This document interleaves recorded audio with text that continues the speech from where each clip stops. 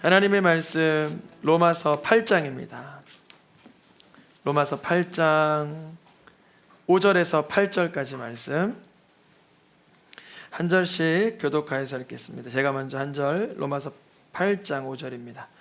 육신을 따르는 자는 육신의 일을, 영을 따르는 자는 영의 일을 생각하나니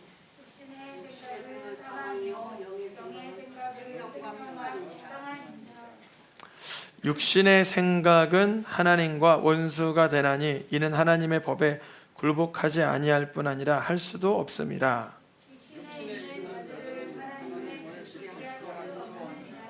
아멘. 2023년 깨어있으라라는 표어를 주님이 우리에게 주셨습니다. 그 깨어있는 것이 무엇인가, 한 번은 뭐 기도하는 거다 이런 얘기도 저기 주님이 주셨고, 또 빛 가운데 거하는 거다 이런 말씀도 주시고, 예수님 따르는 삶이다, 뭐 여러 깨어있는 것을 다양한 그런 표현으로 했는데, 오늘은 육신과 영이라는 기준으로 깨어있는 것을 좀 같이 나누려고요. 육신과 영, 무엇과 무엇이요? 육신과 영. 그래서 육신을 따르는 삶은 깨어있지 못하는 것, 그리고 영을 따르는 것은 깨어있는 것. 이거 성경에 자주 본 이야기지만 이것을 좀 가슴에 와닿게 같이 좀 나누려고 합니다. 그 육신을 따르는 자의 대표적인 예는, 예를 들면 사울 왕입니다. 사울 왕은 이스라엘 첫 번째 왕으로서 그 바깥으로 봐서도 훌륭했고, 아버지를 향한 그런 예의와 그런 뭐랄까 도덕심도 있었고, 또 나름 용감했습니다. 사울 왕이 처음 출정했을 때 용기를 가지고 나아갔고, 윤리의식도 있고 도덕 예의를 갖췄던 사람이지만, 사울 왕이 결국은 육신을 따라 망했어요. 육신을 따라 살아도 사람은 예의를 차릴 수 있어요. 예의. 유교가, 종교는 아니지만 나름 유교를 믿는 사람들도 있지만, 그 유교 예법을 따르는 사람들이 얼마나 예의 범절이 탁월한데요. 아마 웬만한 그리스도인들보다 예의라고 하면 굉장히 격식도 차리고 예의도 잘 하실 거예요. 그런데 그것을 영이라고 보진 않아요. 그냥 예의가 있고 뭐 질서가 있고 도덕을 갖췄다 이렇게는 봅니다. 사울 왕이 그랬어요.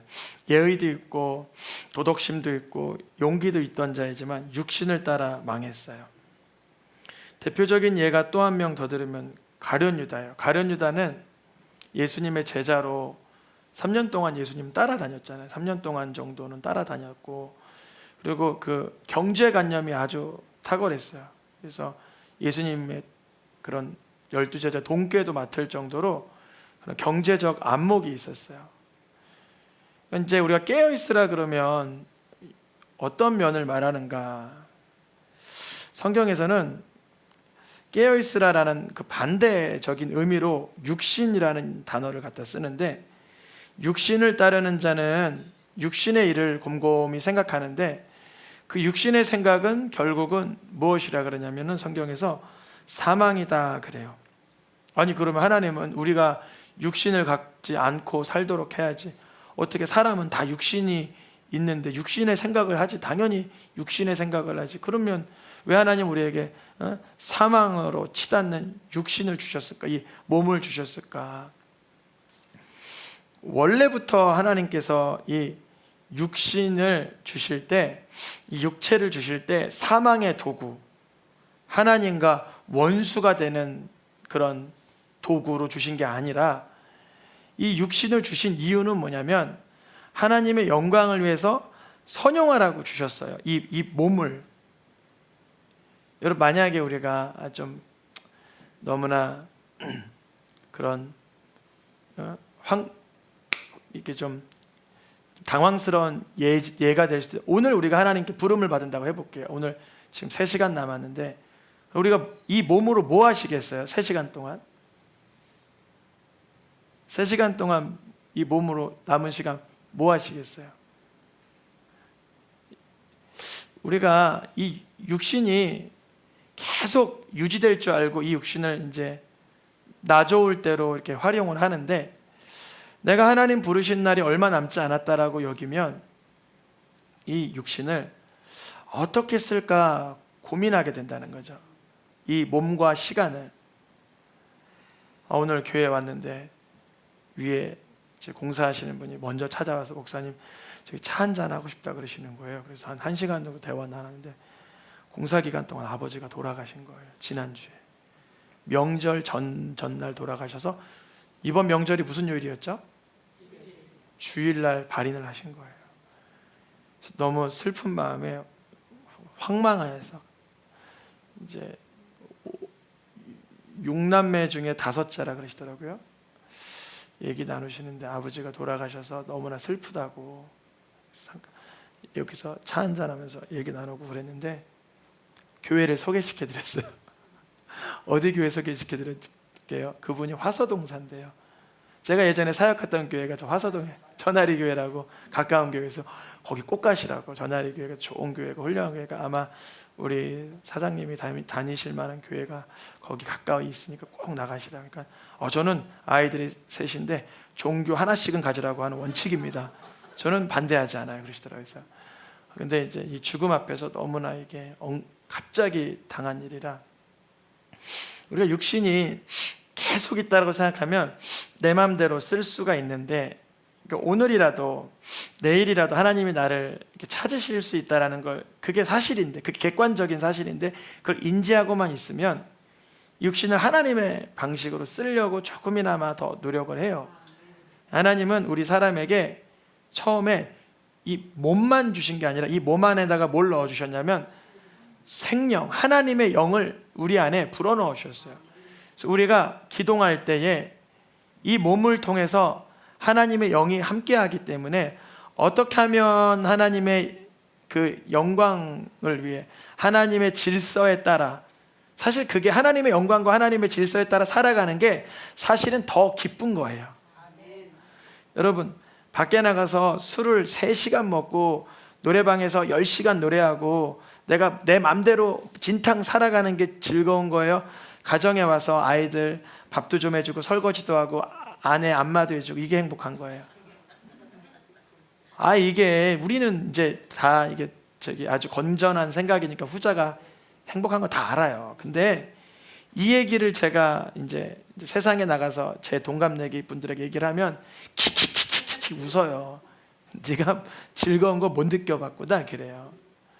야, 이거 돈 조금 들고 어디 딱 가면 거기 가면 끝내줘 막 그러잖아요. 막 술 한잔 해, 막 도박해, 막 여행 가, 막 아니면 뭐 친구들끼리 한번 뭐 하자, 막 이렇게. 그게 즐겁다고. 근데 물론 그런 시간도 필요하죠, 우리에게. 휴식과 이런 시간이 필요한데, 제가 말하는 것은 하나님의 영광과 질서 안에서 그게 이루어져야 된다는 거예요. 밥 한 끼를 먹어도, 어디 바람을 쐬러 가도, 쇼핑을 해도 하나님이 기뻐하시는 대로 하나님의 질서와 하나님의 임재 속에서 살아가는 게 그게 기쁨인데, 이 육신이 하나님의 영이 있다가 아담과 하와의 범죄 이후에 모든 인생들에게선, 자연적 인간에게는 성령이 함께 처음부터 내주하시는 건 아니에요.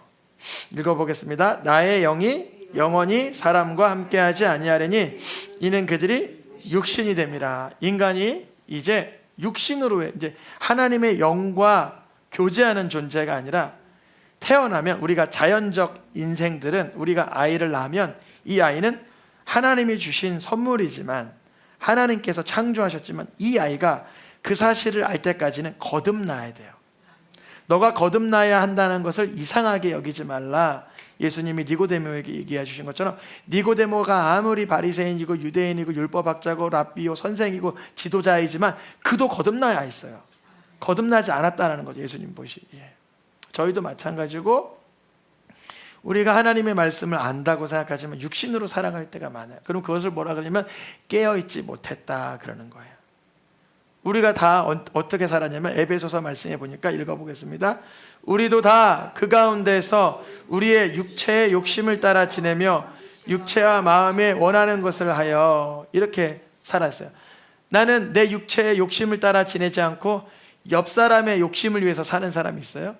별로 없을 거예요. 왜냐하면 내 욕심 따라 살지, 내가 옆에 있는 사람이 아무리 다른 욕심을 가지고 있어도 그건 그 사람의 정욕이고 그 사람의 탐심이지 나한테는 아무런 영향을 끼치지 않고, 나는 내 육체가 원하는데, 내가 육체가 추우면 감싸고 더우면 벗고 불편하면 안고 하는 게 내 육체가 원하는 대로 살아가지, 옆에 있는 사람이 아플까 피곤할까 슬플까 이런 데 마음 두지 않아요. 왜냐하면 내 육신이 먼저이기 때문에. 근데 영적으로 하나님의 영을 받은 사람은 내 몸과 마음과 감정도 중요하지만 주변의 모든 이들과 하나님이 나와 함께 하시게 하신 모든 이들에게 향한 마음도 항상 열려 있어요. 예의주시한다는 거죠. 마음이 열려 있다는 거죠.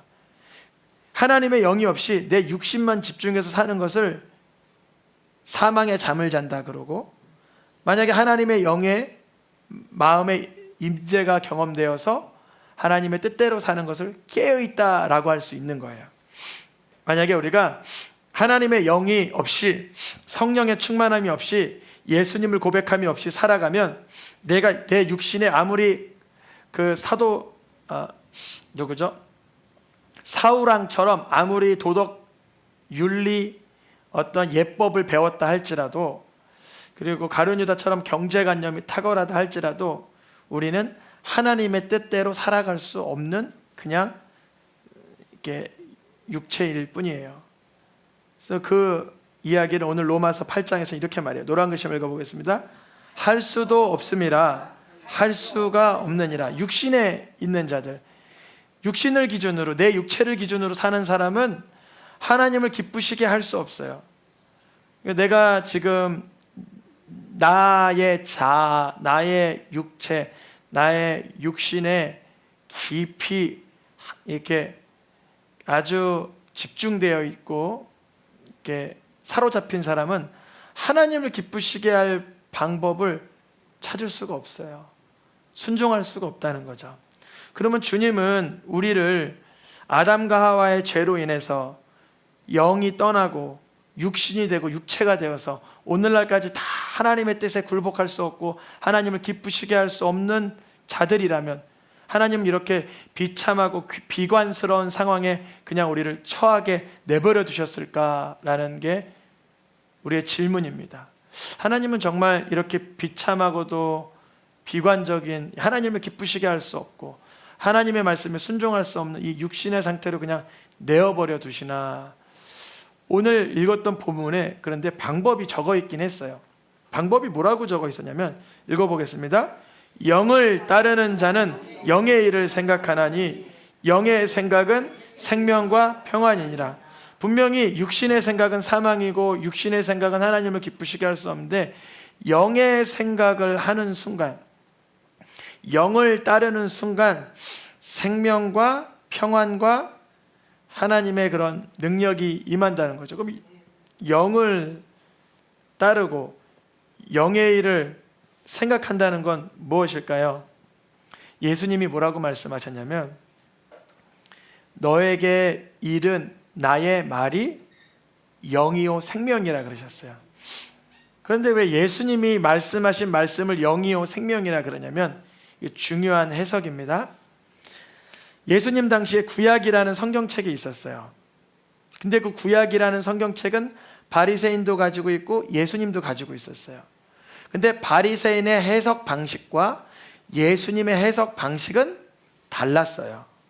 바리새인의 해석 방식은 예수여, 이혼에 관해서 얘기하고 싶습니다 하면서 그거를 마치 정죄의 도구, 자기들의 권한으로 얘기했어요.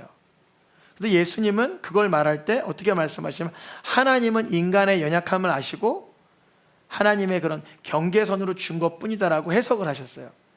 즉 예수님이 하나님의 말씀을 우리에게 해설하여 주시는 그 말씀이 우리를 살려주는 영의 생각이라는 거예요.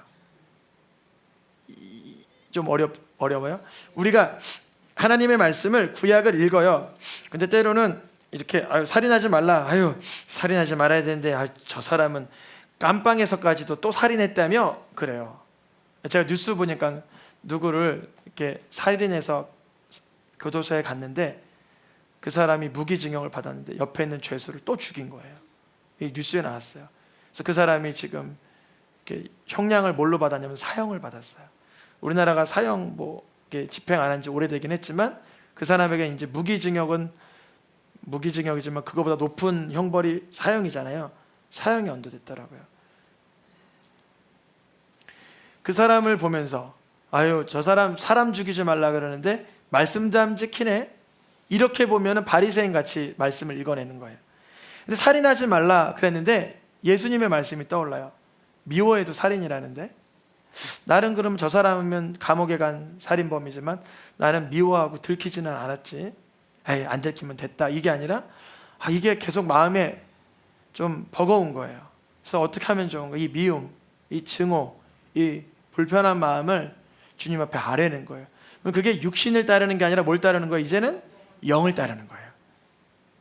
쉽죠? 이제 육신을 따르는 자는 하나님을 절대 기쁘게 할 수 없어. 말씀도 있는데 모세오경도 있고 십계명도 있고 성경도 있고 예배도 드리고 다 해요. 그런데 영을 따르는 자는, 영의 생각을 하는 사람은 예수님의 해석 방식이 나에게 그대로 적용이 되고 그게 나에게 익숙해지는 거예요.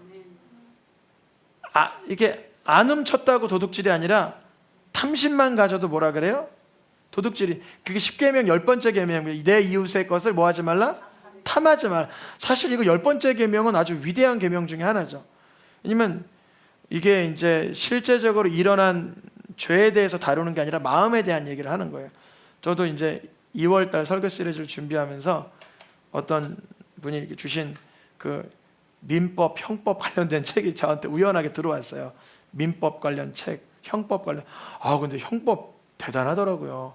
이 법이라는 게 이 죄를 다루는 이게 어마어마해요. 아주 깨알 같아. 의도가 있었냐, 의도가 있었는데 어떻게 했냐, 그게 미리 준비했냐, 즉흥적으로 준비했냐, 어디까지 이거를 다 다루더라고요, 쪼개서. 근데 이제 영의 일을 다루는 우리들은 그거보다 조금 더 아주 깊어지고 현명해져야 되겠죠. 육신의 생각대로, 내 육체의 생각대로 사는 사람은 사망의 잠을 자고 깨어있지 못하지만 영의 생각, 예수님이 성경을 해석하는 방식으로 우리에게 해석하도록 해주시는 분이 누구냐면 바로 성령님이에요. 성령님. 이제는 영으로서 우리가 우리의 육신의 이 에너지와 액션들이 계속 절제가 되고 끊어져 버려요. 그게 바로 로마서 8장에서 이렇게 말해요. 노란 글씨만 읽어보겠습니다. 로마서 말씀. 영으로서 몸의 행실을 죽이면 살리니. 영으로서 몸의 행실을 죽인다는 게 뭘까? 내 몸은 지금 이렇게 한번 욱 하고 싶어요. 아니면 내 마음은 지금 한번 확 낙심하고 싶어요. 욱하는 게 더 나빠요? 낙심하는 게 더 나빠요? 그놈이에요. 어떤 분은 저 사람 화가 많아 그러는데 너무 우울한 것도 그거나 비슷한 성향인 거예요. 그렇다고 저는 그런 분들을 정죄한다는 의미가 아니라 우울한 건 그나마 나 혼자 우울하고 말지, 그게 아니라 우울하거나 분노가 나오거나 이게 시간차가 있는 것뿐이지 이랬다가 저랬다가 하는 거거든요. 우리 속에 만약에 이제 불쾌한 마음이 올라오거나 분노가 올라오거나 어떠한 좀 절망스러운 마음이 올라오면 영으로서 그 몸에서 올라온 그걸 어떻게 하래요? 죽이래요. 그럼 영으로서 죽인다는 게 뭐냐면, 영은 뭐냐면 예수님이 우리에게 가르쳐 주신 모든 말씀. 그래서 지금 예수님이 그러면 신약 말씀, 복음서에만 말씀하시는 게 아니라 예수님은 이미 구약 때부터 선제하셨고 예수님이 이 땅에 오시어 오히려 하신 일이 뭐냐면 구약에 기록된 말씀들을 재해석하기 시작한 거예요. 원수를 미워하라 했으나 너희에겐 원수를 위하여 뭐 해주라 그래요? 기도하고 축복하라 그러잖아요. 예수님은 계속 이거를, 원수를 왜 미워하라 그랬어요? 그럼 구약에서는 그건 구약하고 신약하고 달라요. 그게 아니라 그 당시에 원수와 짝하여 가지고 죄를 짓지 말라는 뜻이었던 거예요. 사실은 1차원적으로 우리가 어떤 사람이 막 또 뭐예요?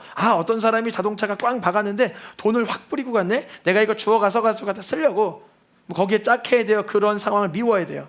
미워야 되죠. 저 사람 아픈 사람 먼저 구출해 주고 모아서 갖다 드려야지 왜 이렇게 못된 짓을 합니까? 이래야 되잖아요. 짝하지 말라는 거죠. 원수를 미워하라는 의미는 그 정도의 개념인데, 그거를 저 사람 나한테 불쾌하게 해서 성경에서 미워하라 해서 내가 담대히 미워할 거야, 그게 아니죠. 성경에서는 오히려 축복하고 기도하고 불쌍히 여기라는 거죠. 우리의 몸의 행실이 계속 이게 사망의 잠을 자는 못되고 이렇게 아주 나쁜 마음들이 심지어 성경을 근거로 하여서도 막 올라와요.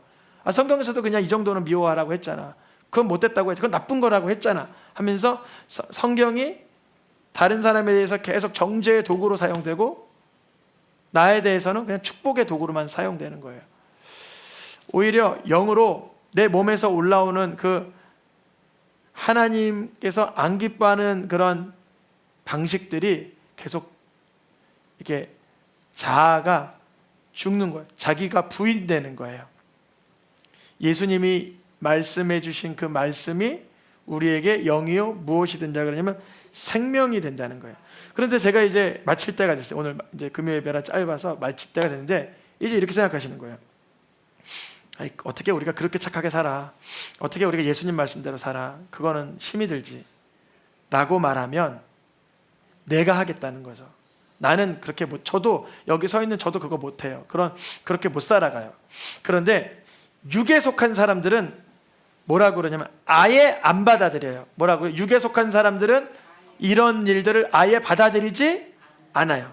왜냐하면 도무지 육신의 기준으로 봤을 땐 그렇게 할 수가 없는 거예요. 어떻게 죄송해요. 어떻게 뺨때긴 사람한테 반대뺨을 내려주고 나에게 저주한 사람에게 축복을 할 수가 있어요? 이건 난 받아들일 수가 없어요. 어디에 속했기 때문에. 육에 속하면 그걸 못 받아들여. 근데 영에 속한 사람을 그걸 어떻게 받아들이냐면 그것이 하나님이 기뻐한다라고 믿어지는 거예요. 내가 그거 못하는 거 알아요. 내가 원수 사랑하고 축복하고 나를 때린 사람에게 가서 오히려 내가 무릎 꿇고 사죄하고 하는 거 내가 못하는 거 알아요. 근데 그걸 하나님이 기뻐하신다고 믿어지는 거예요.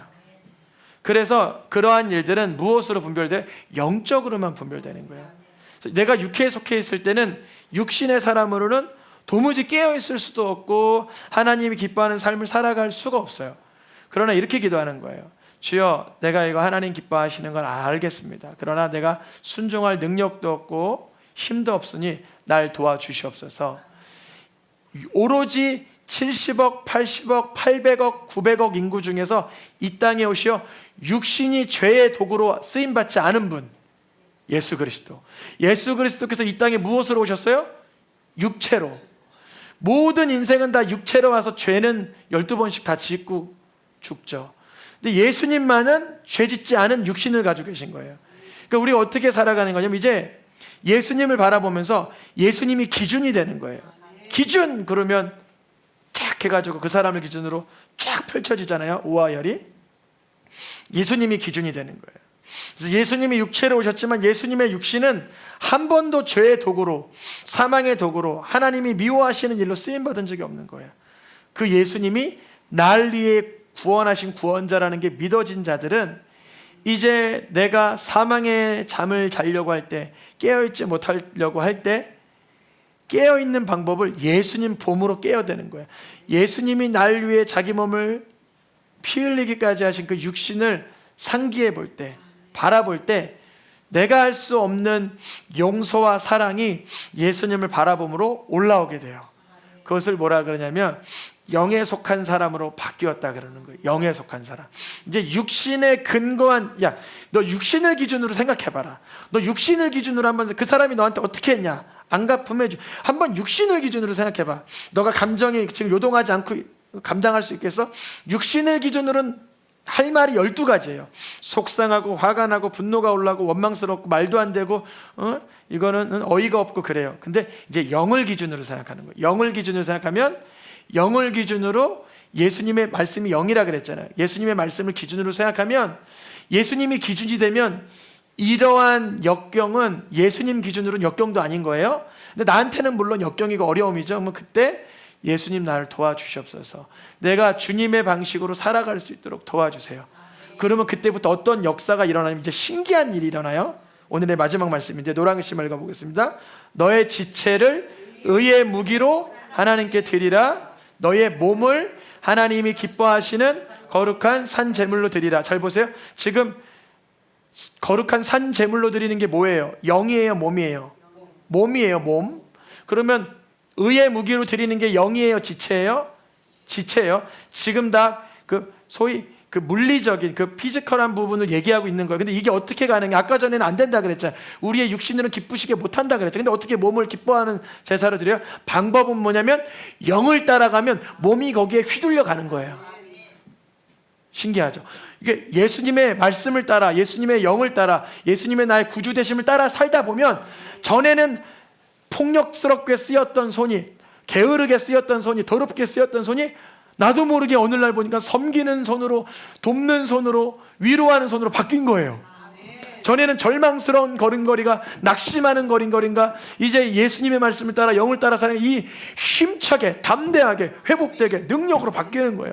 전에는 막 소화도 안 되고 불편하고 막 부글부글했던 속이 이제 주의 말씀을 따라 주의 영을 따라 하니까 편안해지고 평안해지고 자유해지는 거예요. 그게 바로 의의 무기로 드려지게 되고 거룩한 삼재물로 몸이 드려지게 되게 되는 깨어있는 삶으로 살아가게 되는 거예요. 그러니까 깨어있는 삶으로 주의 영을 따라 주의 말씀을 따라 살아가다 보면 우리의 삶이 성령 수술을 받아요. 저 기도 제목 중에 하나가, 여기서도 기도했는데, 하나님 우리 새생명 성도님들 얼굴이 다 환하게 빛나게 해주세요. 막 그래. 그게 전도가 되는 거예요. 전도의 도구. 우리 물론 전도지도 있고 수세미도 있고 그렇지만, 우리 이 성도님 계시지만 찬양하면서 가니까 뒤에 있는 분이 그 찬양에 감동을 받아 새생명교회 두세 번 오셨거든요. 우리 성도님들이 가는 곳마다 찬양이 억지로가 아니라 정말 자연스럽게 흘러나오길 축복합니다. 역경 중에도 믿음이, 용기가, 담대함이 흘러나오기를 축복합니다. 이 시간 찬양하며 기도하겠습니다.